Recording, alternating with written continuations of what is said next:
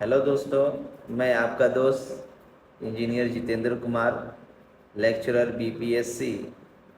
आज हम बात करेंगे उत्तर प्रदेश लोक सेवा आयोग द्वारा आयोजित परीक्षा UP LT grade PGT computer science या टीजीटी कंप्यूटर साइंस आप कह सकते हैं। ठीक है, तो आज इसमें हम लोग एलिजिबिलिटी और रजिस्ट्रेशन के बारे में बात करेंगे कि इसकी क्या एलिजिबिलिटी है, रजिस्ट्रेशन कैसे होगा, कौन कौन लोग आवेदन कर सकते हैं, कितनी सीटों की संख्या है, क्या क्या एज में क्या रिलैक्सेशन मिलेगा। इन सारे मुद्दों पे हम बात करेंगे। तो चलिए टाइम न बर्बाद करते हुए हम अपने टॉपिक पे आते हैं, स्टार्ट करते हैं। Welcome to Doopy Loopy World.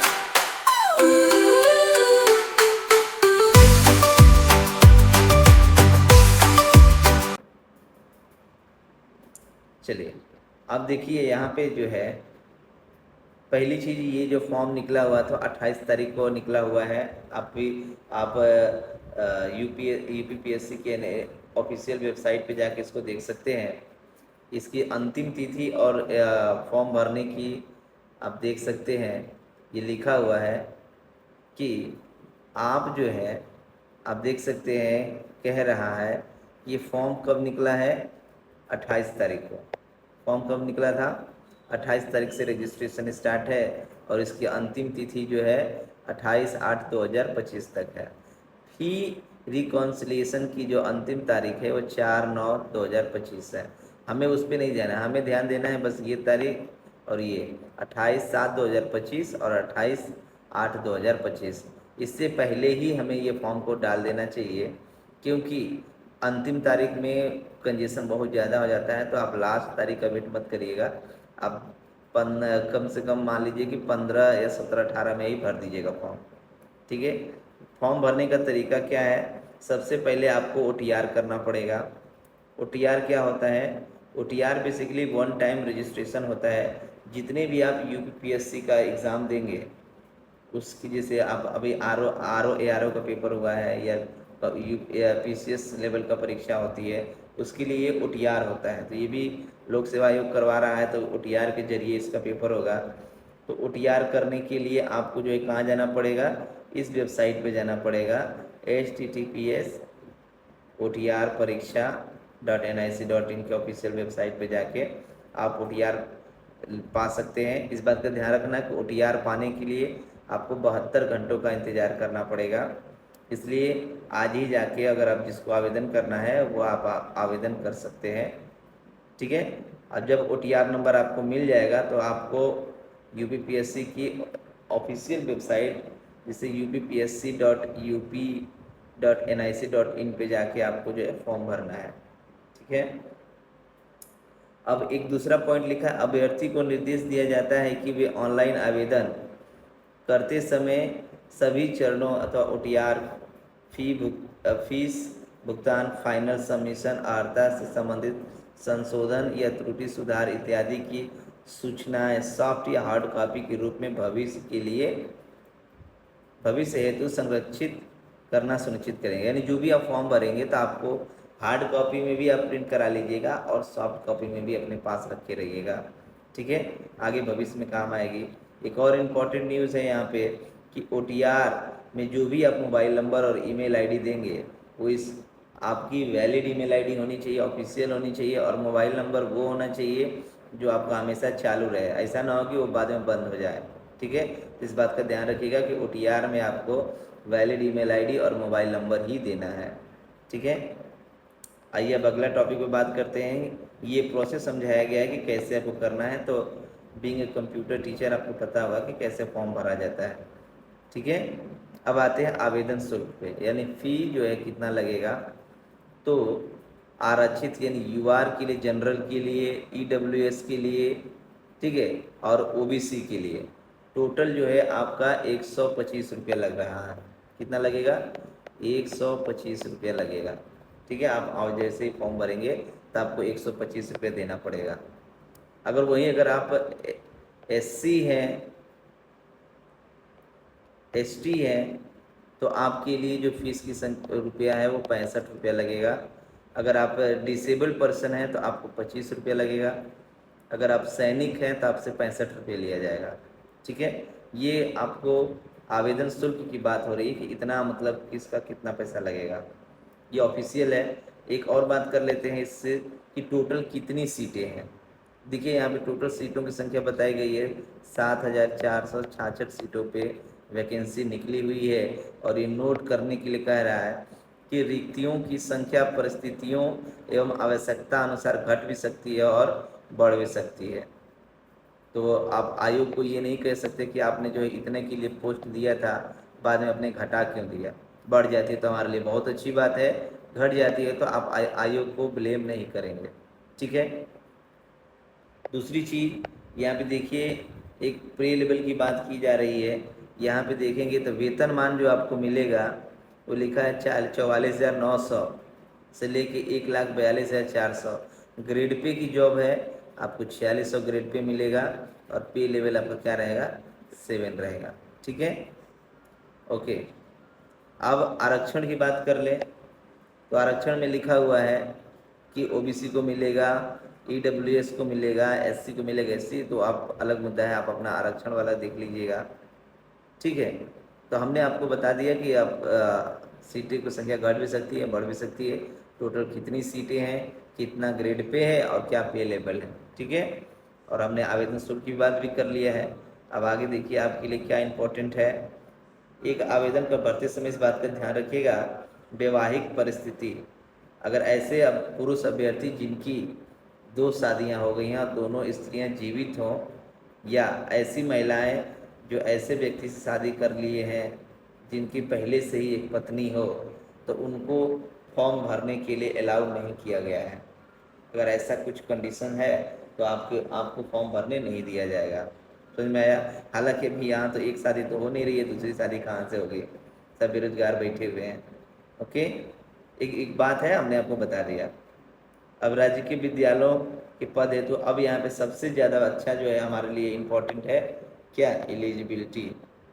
Eligibility criteria हम लोग देखेंगे। ठीक है, आइए तो हम अपना कंप्यूटर साइंस का एक बार फिर से देख लेते हैं क्या क्या हमारे लिए है। यहाँ पे कह रहा है कि आपका बीटेक होना चाहिए। क्या बोल रहा है, बीटेक होना चाहिए या बीई होना चाहिए। कहाँ से, बीटेक कंप्यूटर साइंस। यहाँ पे बहुत लोगों का क्वेश्चन आता है कि सर बीटेक आईटी एलिजिबल होगा क्या। बीटेक आईटी जो होता है इंफॉर्मेशन टेक्नोलॉजी, ये लोग एलिजिबल होंगे क्या। देखिए हम सीधा जानते हैं कि इस ऑफिशियल लेटर में ऐसा कहीं नहीं लिखा हुआ है कि बीटेक आईटी को अलाउ किया जाएगा। ठीक है, हाँ, हालांकि हम लोग जब बीटेक पढ़ रहे थे तो उसमें हम लोगों ने देखा था कि बीटेक कंप्यूटर साइंस और बीटेक आईटी के सिलेबस में कोई अंतर नहीं था। ठीक है, हम जानते हैं, लेकिन यहाँ पे कहीं मेंशन नहीं है तो हम आपको ये नहीं कह सकेंगे कि बीटेक आईटी वाले अलाउ होंगे। जो यहाँ लिखा हुआ बस उसी पे हम बात करेंगे। तो बीटेक कंप्यूटर साइंस से अगर आप हैं तो एलिजिबल हैं। ग्रेजुएशन इन कंप्यूटर साइंस, अगर आपने कंप्यूटर में ग्रेजुएशन कर रखा है, जैसे कि BSc in computer science, BSc in computer science अगर आपने किया हुआ है बीएससी इन कंप्यूटर साइंस, तो भी आप एलिजिबल हैं। नेक्स्ट है ग्रेजुएशन इन कंप्यूटर एप्लीकेशन। यदि आप जो है बीसीए भी किए हुए हैं, bachelor in computer application, bachelor in computer application, अगर आप बीसीए भी किए हैं तो भी आप एलिजिबल हैं। साथ ही अगर आप ग्रेजुएशन किसी भी सब्जेक्ट से किए हो, चाहे बीए किए हो, बीएससी किए हो, बीटेक कोई भी किए हो, चाहे किसी भी ब्रांच से बीटेक किए हो, लेकिन अगर साथ में आपने ए लेवल कोर्स किया हुआ है, ए लेवल कोर्स वो भी किससे मान्यता प्राप्त होना चाहिए, नीलीट के जरिए होना चाहिए, NIELIT। अगर इससे अगर आपने ए लेवल का कोर्स किया है तो भी आप एलिजिबल हैं। फिर वही आ रही है B Tech in computer science, B Tech हो और साथ में ग्रेजुएशन इन कंप्यूटर साइंस हो। ये डबल डिग्री की बात कर रहा है कि बीटेक हो किसी भी ब्रांच से, लेकिन ग्रेजुएशन किस में आपका होना चाहिए, कंप्यूटर साइंस में। साथ ही साथ MCA, अगर MCA भी है तो भी आप फॉर्म भर सकते हैं, graduation in computer, post graduation in computer science, यानी MCA भी हैं तो भी आप फॉर्म भर सकते हैं। ठीक है, तो हमने क्या देखा, बीटेक इन कंप्यूटर साइंस, ठीक है। आईटी वाले एलिजिबल नहीं होंगे। BSc in computer science, BCA होगा, ग्रेजुएशन किसी भी सब्जेक्ट में और ए लेवल का कोर्स आपके साथ होना चाहिए। या फिर अगर आप बीटेक के साथ कोई भी बीटेक ब्रांच से किए हो लेकिन आपके पास ग्रेजुएशन इन कंप्यूटर साइंस है, एमसीए अगर आप post graduation in computer science है तो भी एलिजिबल है। साथ ही साथ सबसे ज़्यादा विवादित आपका रहा है क्या, बीएड। पिछली बार आपने देखा था कि 1670 प्लस पोस्ट आई थी, समझ में आ रहा है। 2018 में जो पेपर हुआ था उसमें 1670 प्लस सीटें आई थी, जिसमें से केवल और केवल 36 बच्चों का सिलेक्शन हुआ था। आप अंदाज़ा लगाइए कि आप 1600 से ज़्यादा सीटें खाली रह गई हैं। ठीक है, अभी हम बात करेंगे इस पे सीटों पे। तो क्यों हुआ था, क्योंकि उन्होंने वहाँ पे बीएड को मैंडेटरी कर दिया था। बीएड को क्या कर दिया था, मैंडेटरी कर दिया था। ऊपर से नेगेटिव मार्किंग थी ही, तो इस वजह से केवल 36 बच्चों का ही सिलेक्शन हो पाया था। इसलिए इस बार सबसे ज़्यादा इम्पोर्टेंट हमारे लिए रहेगा B Ed is a preferential qualification. तो बीएड हमारे लिए क्या रहेगी, प्रिफरेंशियल क्वालिफिकेशन है, यानी ये हमारे लिए मैंडेटरी नहीं है। हम बीएड हैं तो ठीक है। अभी प्रिफरेंशियल क्या होगा, अब जिसे समझिए, ए आदमी है और एक बी आदमी है, ये केवल बीटेक किया हुआ है सीएस से, कंप्यूटर साइंस से, और ये जो है बी आदमी है जो ये भी बीटेक किया हुआ है। कोई भी हो सकता है, बीसीए भी हो सकता है, कोई भी हो सकता है, लेकिन साथ में इसने क्या किया हुआ है, बीएड किया हुआ है। और हम दोनों के नंबर जो है 72 आ जा रहे हैं। ठीक है, यानी ए वाले का भी 72 और बी वाले का भी 72, और दोनों का मेरिट लिस्ट में है। मेरिट लिस्ट में मतलब ये कि लास्ट मेरिट यही नंबर है और हम दोनों लोग यहीं पे आ गए हैं। इस केस में क्या होगा, तो ए और बी, इस दोनों केस में हमें बी वाले को सिलेक्ट कर लिया जाएगा और ए वाले को क्या किया जाएगा, नहीं लिया जाएगा। हालांकि नंबर दोनों का सेम था, लेकिन बीएड इसने किया हुआ था इसलिए इसको प्रेफरेंस दिया गया है। ये होती है प्रिफरेंशियल क्वालिफिकेशन। ठीक है, चलिए आगे बढ़ते हैं। अगला जो ये रही आपकी एलिजिबिलिटी। पूरी एलिजिबिलिटी यही लिखी हुई है, कहीं से भी कोई कुछ बोले कुछ भी कहे उससे हम नहीं मतलब है। मेन की हमारे नोटिफिकेशन में क्या क्या निकला हुआ है। ठीक है, इस बात पे ध्यान देना है। और आगे तो बाकी और सब्जेक्ट से में नहीं बात करनी है, अगर बोलेंगे तो आप कमेंट में बताइएगा, हम उस पर भी बात कर लेंगे। आइए अब आगे देखते हैं क्या और चीज़ें हैं। आइए हम थोड़ा सा एज रिलैक्सेशन की बात कर लेते हैं। एज रिलैक्सेशन की बात करेंगे तो एज रिलैक्सेशन में साफ साफ बोला जा रहा है कि ऐसे अभ्यर्थी जिनकी उम्र 40 साल है, यानी 40 साल के नीचे वाले लोग जो है अप्लाई कर सकते हैं। ठीक है, और 21 वर्ष की आयु की मिनिमम आयु आपकी कितनी होनी चाहिए, मिनिमम एज 21 ईयर और मैक्सिमम एज 40 ईयर्स।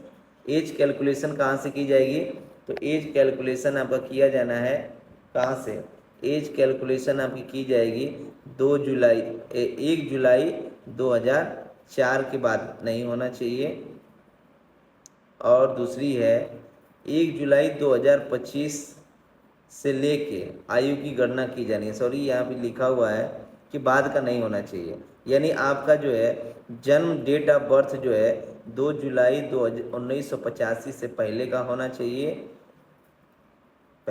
चाहिए, और साथ में 1 जुलाई 2004 के बाद का नहीं होना चाहिए। यानी मिनिमम एज आपका 21 ईयर्स, मैक्सिमम 40 ईयर्स।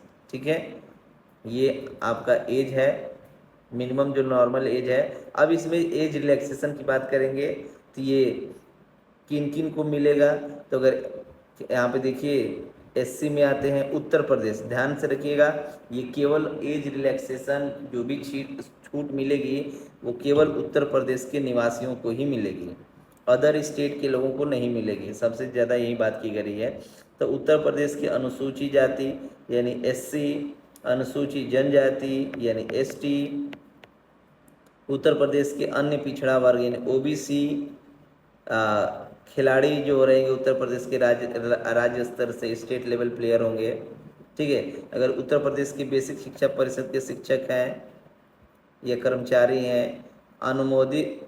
अनुदानित माध्यमिक विद्यालय में कार्यरत शिक्षकों के लिए, कर्मचारियों के लिए 5 वर्ष की आयु सीमा होगी। यानी अगर आप ओबीसी हैं, एससी हैं, एसटी हैं तो आपको मैक्सिमम जो है 45 साल होना पड़ेगा। अगर 45 साल के अंदर भी रहें तो भी आप फॉर्म भर सकते हैं, ठीक है। और जो डिसेबल पर्सन है यानी जो दिव्यांग हैं उनके लिए 15 साल और बढ़ा दिया जा रहा है, यानी उनके लिए 55 साल जो है मैक्सिमम एज रहेगी, ठीक है। और जो भूतपूर्व सैनिक हैं उनके लिए 3 साल छूट अनुमान्य है। यानी भूतपूर्व सैनिक के लिए कितना हो जाएगा, 40 + 3 43 के, अगर 43 साल के भी वो हैं तो भी फॉर्म भर सकते हैं। ये रही एज रिलैक्सेशन से कुछ ज़रूरी बातें, ठीक है। अगर आप इस कैटेगरी में आते हैं तो आप एक बार देख सकते हैं, ठीक है। और उसके बाद पहले वाले पेपर आपका OMR पे होगा, यानी पहला जो प्री होगा आपका जो है OMR सीट पे होगा, ठीक है, वो अलग बात है। दूसरी बात सबसे ज़रूरी बात है कि निगेटिव मार्किंग होगी 1/3, ठीक है। 1/3 का मतलब होता है कि 3 क्वेश्चन गलत होने पे एक सही क्वेश्चन आपका क्या किया जाएगा, काट दिया जाएगा, ठीक है। उसके बाद ये देखिए मिनिमम मेरिट की बात की गई है। तो अगर आप एससी हैं, एसटी हैं, आपके लिए मिनिमम क्वालिफिकेशन कितनी रखी गई है, 35%। सॉरी, मिनिमम मेरिट लिस्ट आप में कितनी होनी चाहिए, 35% आपको नंबर लाना ही होगा। यानी टोटल आपका 150 नंबर का होगा तो इसका 35% नंबर निकाल लीजिएगा, ठीक है। जितना नंबर आएगा अब देख लीजिएगा, जितना भी आएगा वो उतना आपको नंबर लाना ही पड़ेगा। अगर आप अन्य श्रेणी के हैं तो हम जैसे कि मान लीजिए ओबीसी हैं, जनरल हैं, ईडब्ल्यूएस हैं, तो ऐसे लोगों के लिए मिनिमम जो है 40% है। तो 40% में आपको जो है मिनिमम, अब इसका 150 का 40% अगर आप निकालिएगा तो इसमें जितना नंबर आएगा आपको उतना नंबर आपको लाना ही लाना है, ठीक है। आप इसका मल्टीप्लाई करके देख लीजिएगा, हम उतना टाइम वेस्ट नहीं करेंगे, आप कैलकुलेशन करके निकाल लीजिएगा, ठीक है। ओके, ये हो रही कुछ मिनिमम मेरिट लिस्ट की बात है कि इतना नंबर आपको लाना ही लाना होगा, ठीक है। अगर आप ओबीसी से हैं तो ये आप ओबीसी का, एससी हैं तो ये आपके लिए प्रारूप रहेगा, और ये ओबीसी के लिए है जाति प्रमाण पत्र बनवाने के लिए, ठीक है। ये फॉर्मेट दिया गया, आप इसी फॉर्मेट में अपना जाति आय निवास बनवा सकते हैं, ठीक है। और ज़रूरी बात में रही आपकी, हम ये पेपर स्ट्रक्चर और सिलेबस बाद में बात कर लेंगे आपसे। पेपर कैसे होगा, कितने किस चरण में होगा, ठीक है। वीडियो लंबी हो जाएगी इसलिए हम इस पर ज़्यादा बात नहीं करेंगे, सिलेबस पे और पेपर पैटर्न पे हम अलग से बात करेंगे, ठीक है। चलिए अब थोड़ा सा हम सीट वाइज देख लेते हैं, सीट वाइज कितनी हमारे लिए पोस्ट आई यानी कंप्यूटर साइंस के लिए। तो पुरुष के लिए यानी मेल के लिए आया हुआ है 601। अगर हम इसको काउंट करेंगे तो हम ऐसे लिख लेते हैं, 601 हमारा एक बार हो गया, ठीक है, मेल के लिए है। फिर जो है ये देखेंगे आप यहाँ पे लिखा हुआ है, फिर उसके बाद जो है पुरुष दिव्यांगों के लिए कितना है, 24 सीटें हैं, 24 सीटें हैं, ठीक है। उसके बाद महिलाओं के लिए यानी फीमेल के लिए 455 है, 455 है, ठीक है। फिर उसके बाद में जो है महिला दिव्यांगों के लिए कितना है, महिला दिव्यांगों के लिए 18 है। ये आपकी टोटल सीटें हैं कंप्यूटर साइंस के लिए, बाकी और तो कहीं दिख नहीं रहा है, ठीक है। इतनी सीटें कंप्यूटर साइंस में आई हुई हैं, ओके। चलिए देखते हैं टोटल कितना आया हुआ है। अब इसको कैलकुलेट करेंगे आप तो देखेंगे 4 1 5 5 10 10 7 18, फिर अब देखेंगे 2 5 7 7 1 8 8 1 9, ठीक है, और 6 4 10। 1098 सीटें हैं। आइए खुश, ये गुड न्यूज़ कहिए या बैड न्यूज़ कहिए, ये डिपेंड करेगा। गुड न्यूज़ कह लीजिए या फिर बैड न्यूज़ भी कह सकते हैं। कैसे? अब देखिए, जो 2018 में वैकेंसी आई थी, कितनी की आई थी? 1670 प्लस की सीटें थी अप्रॉक्स में। सिलेक्शन कितने लोगों का हुआ था? केवल 36 लोगों का। ठीक है, तो आप देख रहे हैं कि 1600 सीट तो पहले से खाली थी, 1600 प्लस सीट बच गई। 1635 मान लीजिए, 1635 सीटें तो पहले से ही खाली बनी हुई थी, प्लस सीटें थी हमारे पास, और 2018 में वैकेंसी निकली थी। अब आई है 2025 में, यानी इस 7 साल के अंदर में कोई रिटायरमेंट नहीं लिया है। तो सीटें बढ़ने की बजाय सीटें क्या हो गई हैं? घट गई हैं। तो इस केस में देखें तो ये बैड न्यूज़ है, और इस और केस में देखें तो गुड न्यूज़ भी है, क्योंकि कंप्यूटर में और उस सब्जेक्ट की अपेक्षा में कंप्यूटर में अच्छी भी पोस्ट आई हुई हैं। तो ये आप गुड न्यूज़ और बैड न्यूज़ दोनों कह सकते हैं। लेकिन कंप्यूटर की सीटें और आनी चाहिए थे, कम से कम 1700 प्लस या 1800 प्लस आनी चाहिए थे। 1700 प्लस या 1800 प्लस सीटें आनी चाहिए थी। ठीक है, लेकिन कोई नहीं, जितना पोस्ट आया है उसी में हम जी जान लगा देंगे। हम भी अपनी तरफ से पूरी कोशिश करेंगे आपको सिलेबस पढ़ाने के लिए, कंटेंट देने के लिए। अगर आप भी अगर हम पढ़ना चाहते हैं हमारे साथ, तो हमारे चैनल पे बने रहिएगा, चैनल को सब्सक्राइब कर लीजिएगा। ठीक है, सारी वीडियो को जो है देखते रहिएगा। हमारा पूरा प्रयास रहेगा कि हम पूरे सिलेबस को कवर कर लें। ठीक है, साथ में हम वीडियो के साथ साथ हम आपको PDF, MCQ सारी चीज़ें आपको देते रहेंगे। ठीक है, तो आप हमारे साथ बने रहेंगे, उम्मीद करते हैं यही कि आप हमारे साथ बने रहिएगा। ठीक है, तो आज हम लोगों ने बात कर लिया एलिजिबिलिटी पे, एलिजिबिलिटी क्राइटेरिया क्या है, एज के पे बात कर लिया, सीट पे बात कर लिया। ठीक है, फिर उसके बाद फॉर्म कैसे रजिस्ट्रेशन करते हैं, क्या क्या प्रोसीजर रहेगा, इस पर भी बात कर लिया है। ठीक है, तो आप जो है इतनी चीज़ों को देख लीजिए, आप डिसाइड कर लीजिए कि आप जो है एलिजिबल हैं कि नहीं। चाहे वो एज का मामला हो, चाहे वो मैरिज का मामला हो, चाहे वो क्या बोलते हैं कैटेगरी की बात हो। अब किस कैटेगरी में आते हैं, कितना फाइट होगा। ठीक है, फाइट तो बहुत होगा, इतना तो आप समझ लीजिएगा। ठीक है, क्योंकि हाल ही में BPSC ने भी पेपर लिया हुआ था, तो इतना तो समझिए कि जितने भी यूपी के कैंडिडेट जो हैं बिहार में जो पोस्टेड हैं कंप्यूटर साइंस की पोस्ट पे, वो सारे बच्चे अप्लाई करेंगे, प्लस यूपी के तो लोग करेंगे ही करेंगे। तो ये समझिए कि कंप्यूटर के लिए बहुत मारामारी पड़ेगी, कंपटीशन और ज़्यादा टफ होने जा रहा है, इसलिए कमर कस लीजिए और रेडी हो जाइए। तो इस वीडियो में हमारे मेन टारगेट था हमें एलिजिबिलिटी, ठीक है, रजिस्ट्रेशन, एज और सीट के बारे में बात करने के लिए। इसके बाद जो अगली नेक्स्ट वीडियो आएगी उसमें हम लोग सिलेबस की बात करेंगे। सिलेबस क्या दिया हुआ है, किस सिलेबस को कितना पढ़ना है, किस सिलेबस से किस टॉपिक से कितने क्वेश्चन पूछे गए, हमें पहले किस टॉपिक को पढ़ना चाहिए, उस पर हम लोग मार्किंग करेंगे। ठीक है, तो चलिए अगर मिलते हैं अगले वीडियो में, तब तक के लिए bye bye, tata, take care.